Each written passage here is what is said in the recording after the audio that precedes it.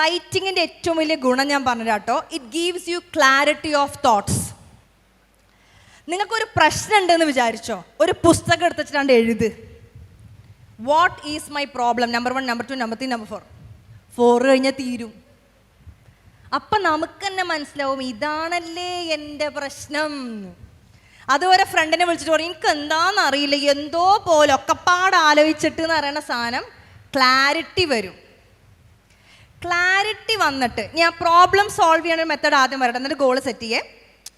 അല്ല എനിക്ക് സമയമില്ലല്ലോ, മറ്റേ കുറച്ചും കൂടെ ഒക്കെ ടൈം പറഞ്ഞാൽ എത്ര ദൂരം നിന്ന് വന്നാലേ.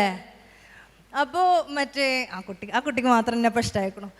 ആദ്യം നമ്മൾ പ്രോബ്ലം നിങ്ങൾ എഴുതുക, നിങ്ങളുടെ മനസ്സിൽ വരുന്ന ബേജാറ് എഴുതി വെക്കുക കേട്ടോ. അമ്മമാർക്കൊക്കെ എഴുതുക. എഴുതി വെച്ചതിന് ശേഷം അപ്പുറത്ത് സൊല്യൂഷൻ എന്നൊരു പോയിന്റ് എഴുതുക. എന്നിട്ട് അവിടെ സൊല്യൂഷൻ എഴുതുമ്പോൾ പലതിനും സൊല്യൂഷൻ കിട്ടൂലല്ലോ. അതിനെ നമ്മളൊരു സിറ്റുവേഷൻ ആയിട്ട് ആക്സെപ്റ്റ് ചെയ്യുക. അതൊരു പ്രോബ്ലം അല്ല, അതൊരു സിറ്റുവേഷനാണ്. അത് ആക്സെപ്റ്റ് ചെയ്ത് കഴിഞ്ഞാൽ അത് വിട്ട് അടുത്തേക്ക് നമുക്ക് പോകാൻ പറ്റും. ഇപ്പോൾ ഒരു എക്സാമ്പിൾ പറഞ്ഞാൽ എന്ത് കോഴ്സ് പഠിക്കണം എന്നുള്ള കൺഫ്യൂഷൻ ഈസ് എ പ്രോബ്ലം. അതിൽ നമുക്ക് 3 ഓപ്ഷൻസ് ഉണ്ട്, അതിലേത് സെലക്ട് ചെയ്യണം എന്നുള്ളത് സൊല്യൂഷൻ.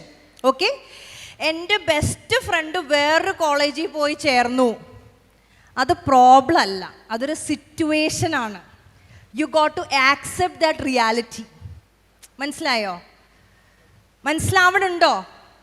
മനസ്സിലാവണില്ലേ? ഉണ്ടല്ലോ. അപ്പം നമ്മൾ പല പ്രോബ്ലംസും പ്രോബ്ലമാണ് എന്ന് വിചാരിച്ച് ഇങ്ങനെ പിടിച്ചിരിക്കുന്ന സാധനങ്ങൾ പ്രോബ്ലംസ് അല്ല, അത് സിറ്റുവേഷനാണ്. അത് നമ്മൾ ആക്സെപ്റ്റ് ചെയ്ത് ലെറ്റ് ഗോ ചെയ്താലാണ് നമുക്ക് മുന്നോട്ട് പോകാൻ പറ്റുള്ളൂ. നമുക്ക് റോട്ടിൽ പോയിക്കൊണ്ടിരിക്കുമ്പോൾ നമ്മൾ തന്നെ കുറേ കല്ല് മുന്നിലെടുത്ത് വെച്ചാൽ മുന്നിലേക്ക് പോകാൻ പറ്റുമോ? നമ്മുടെ മനസ്സ് നമ്മുടെ കൂടെ ഉണ്ടെങ്കിൽ മാത്രമാണ് നമ്മൾ സെറ്റ് ചെയ്യണ ഗോളുകൾ റിയാലിറ്റി ആക്കാൻ നമ്മളെ കൊണ്ട് പറ്റുള്ളൂ. ഇനി നമുക്ക് ഡ്രീംസിലേക്ക് വരാം കേട്ടോ. ഡ്രീംസ് ആദ്യം നിങ്ങൾ 1, 2, 3, 4, 5, 6 എന്ന് പറഞ്ഞ് നിങ്ങളുടെ ഒരു 10 ഡ്രീം എഴുതി വെക്കുക. ഓക്കെ, ചെയ്യാൻ ആഗ്രഹം എന്തും ആവാട്ടോ. എനിക്ക് US പോകണം, എനിക്ക് ഇന്ന ഡ്രസ്സ് ഇടണം, 15 പവൻ സ്വർണം വാങ്ങണം, ഇന്ന ജോലി കിട്ടണം, വാട്ട് എവർ ഇറ്റ് ഈസ്, നിങ്ങളുടെ മനസ്സിൽ വരുന്ന 10 ആഗ്രഹങ്ങൾ എഴുതി വെക്കുക. അതിൻ്റെ അപ്പുറത്ത് വൈ എന്നൊരു ചോദ്യം ചോദിക്കുക. എന്തിനാണ് എനിക്കത് വേണ്ടത്? മനസ്സിലായോ? അപ്പോൾ അതിനൊരു ക്ലിയർ ഉത്തരം ഉണ്ടെങ്കിൽ അത് ഗോളാവും. ഇപ്പോൾ എക്സാമ്പിൾ പറഞ്ഞില്ലേ, എനിക്കൊരു വണ്ടി വാങ്ങണം, ഇതെൻ്റെ സ്വപ്നമാണ്. വൈ എന്ന് ചോദിക്കുമ്പോൾ അതെൻ്റെ ഫ്രണ്ട് വാങ്ങിയതുകൊണ്ട് എനിക്കും വാങ്ങണം എന്നാണെങ്കിൽ ഇറ്റ്സ് നോട്ട് ക്ലിയർ ഉത്തരം. ആ വൈ ക്ലാരിറ്റി ഇല്ല. എനിക്ക് ഒരുപാട് ട്രാവൽ ചെയ്യാനുണ്ട്, എനിക്കൊരു വണ്ടി ഇല്ലാണ്ട് പോകാൻ പറ്റണില്ല, എനിക്കത് ഭയങ്കര ബുദ്ധിമുട്ടാണ്. ക്രിസ്റ്റൽ ക്ലിയർ ആയിട്ട് വൈന് ഉത്തരം ഉണ്ടെങ്കിൽ it is going to be a goal. Goal വെച്ച് കഴിഞ്ഞാൽ പിന്നെ അടുത്ത കോളാണ് ടൈം.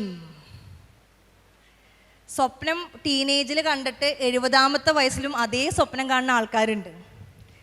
കാരണം they did not give a proper time frame. Time frame വെച്ചിട്ട് അത് പിന്നെ പതിയെ ചെറിയ ചെറിയ സ്റ്റെപ്സ് ആയിട്ട് ചെയ്യാൻ തുടങ്ങുമ്പോൾ your goals are going to become a reality. ഇത് എഴുതി വെച്ചാൽ മാത്രമേ നടക്കുള്ളൂ കേട്ടോ. ഇങ്ങനെ കേട്ടിരുന്നിട്ട് നമുക്ക് ചെയ്യണം എന്ന് വിചാരിച്ചാൽ നടക്കൂല. ചെയ്യണം. It's not easy, it's not going to be easy. ചെയ്യുമ്പോൾ നിങ്ങൾക്ക് തോന്നും ഇതിപ്പോൾ അവർ പറഞ്ഞ പോലെ നടക്കാൻ പോകുന്നുണ്ട്, ഓരോ ജീവിതം അങ്ങനെ എങ്ങനെയോ രക്ഷപ്പെട്ടു എന്നുള്ളൂ എന്ന്. സത്യമായിട്ട് എൻ്റെ കരിയറിൻ്റെ ബിഗിനിങ് എന്ന് വെച്ചാൽ ചക്ക വീണ് മൊയിലെത്തുന്ന പറഞ്ഞ പോലെ ഞാൻ സക്സസ്ഫുള്ളായത്. പിന്നെയുള്ള ഓരോ സ്റ്റെപ്പും ഞാൻ വെച്ചത് ക്ലിയർ പ്ലാനിങ്ങോട് കൂടിയിട്ടാണ്. അതിൽ നിന്നാണ് ഞാൻ ഇവിടെ നിൽക്കുന്നത്. മനസ്സിലാവുന്നുണ്ടോ?